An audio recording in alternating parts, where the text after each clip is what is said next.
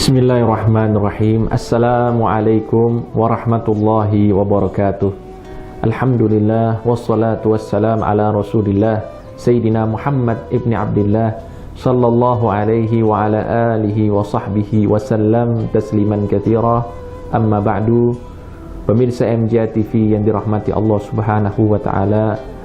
Alhamdulillah, kita bersyukur kepada Allah Subhanahu wa taala atas segala limpahan nikmat.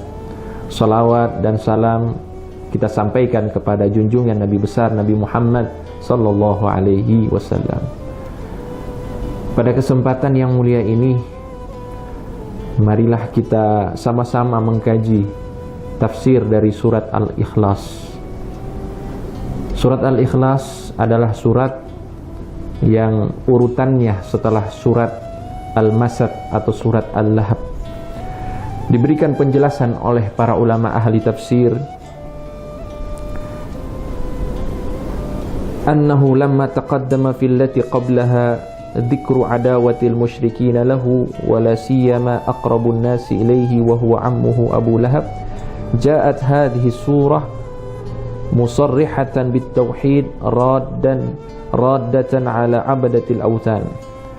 Surat ini terletak setelah surat Al-Lahab karena di surat Al-Lahab menjelaskan tentang bagaimana penolakan kaum musyrikin terhadap Rasulullah sallallahu alaihi wasallam, apalagi penolakan itu berasal dari orang terdekatnya, yaitu pamannya Abu Lahab. Dan ayat ini ataupun surat ini menjelaskan kepada kita bahwa inilah tauhid, inilah akidah, inilah agama yang dibawa oleh Nabi Muhammad sallallahu alaihi wasallam.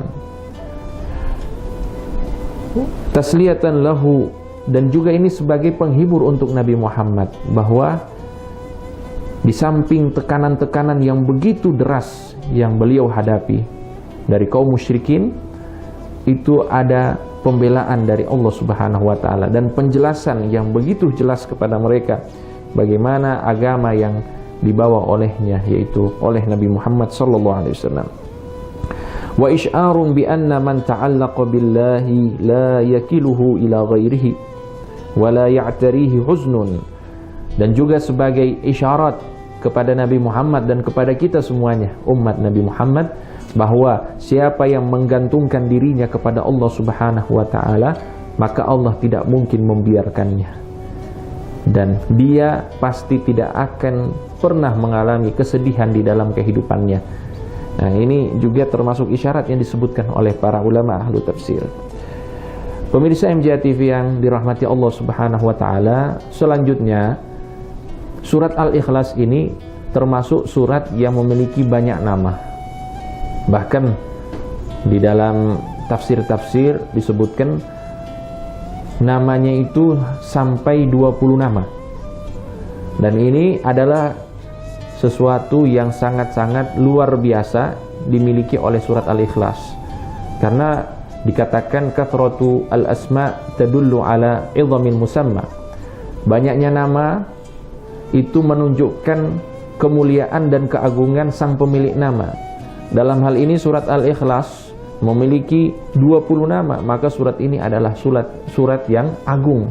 Sebagaimana Nabi Muhammad SAW memiliki banyak nama, begitu juga dengan Allah Subhanahu wa taala memiliki banyak nama, dan itu adalah dalalah ataupun sesuatu yang menunjukkan bahwa sang pemilik nama itu adalah sesuatu yang agung.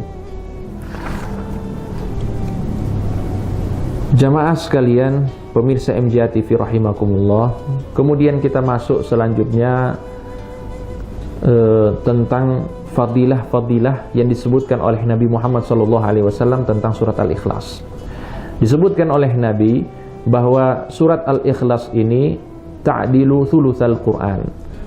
Surat Al-Ikhlas itu sebanding dengan sepertiga Al-Quran. Dan ini ada penjelasan dari para ulama kenapa Nabi Muhammad berkata demikian. Bukankah surat Al-Ikhlas ini adalah surat alternatif untuk kita? Ya, mungkin yang ingin mempercepat sholatnya membaca surat Al-Ikhlas.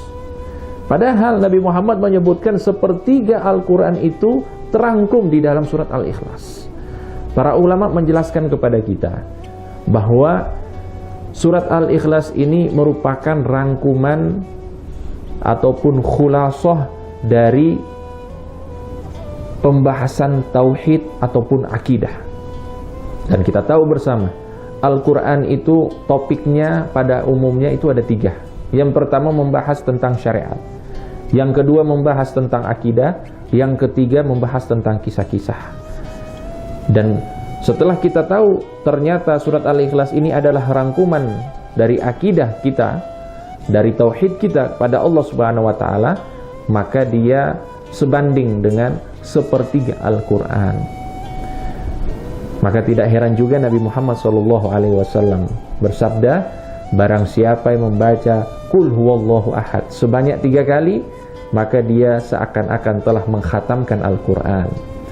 Walaupun jangan menjadi keyakinan kita bahwa orang yang membaca Qul huwallahu ahad sebanyak 3 kali itu sudah sebanding dengan orang yang mengkhatamkan Al-Quran. Tidak seperti itu maknanya. Akan tetapi banyak sekali fadilah yang dimiliki oleh surat ini, yaitu surat Al-Ikhlas atau Qul huwallahu ahad.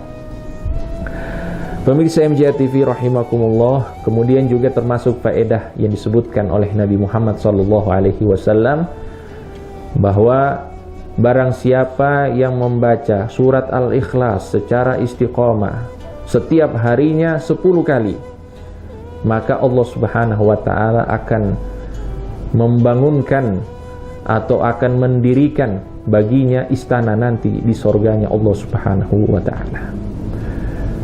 Dan juga termasuk fadilah yang disebutkan oleh para ulama, salah seorang sahabat yaitu Abu Dzar Al-Ghifari.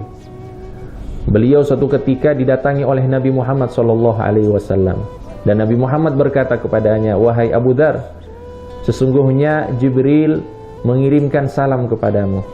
Abu Dzar bertanya kepada Nabi Muhammad, wahai Nabi, apakah Jibril mengenaliku? Nabi Muhammad menjawab, aku pun bertanya hal demikian kepada malaikat Jibril. Maka Jibril menjawab kepadaku, wahai Nabi Muhammad, sungguh seluruh malaikat-malaikat yang di langit mengetahui siapa itu Abu Dzar. Nabi Muhammad bertanya lagi, bagaimana mereka bisa mengetahui Abu Dzar Al-Ghifari?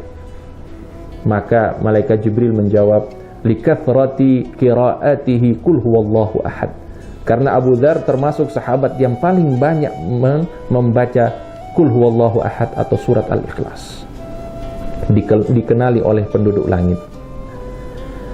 Pemirsa MJA TV rahimakumullah, kemudian selanjutnya fadilah disebutkan, suatu ketika Nabi Muhammad SAW di perang Tabuk, banyak sahabat yang mati syahid.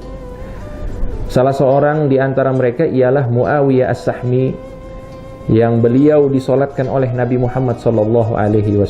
Ini disebutkan di dalam Musnad Imam Ahmad.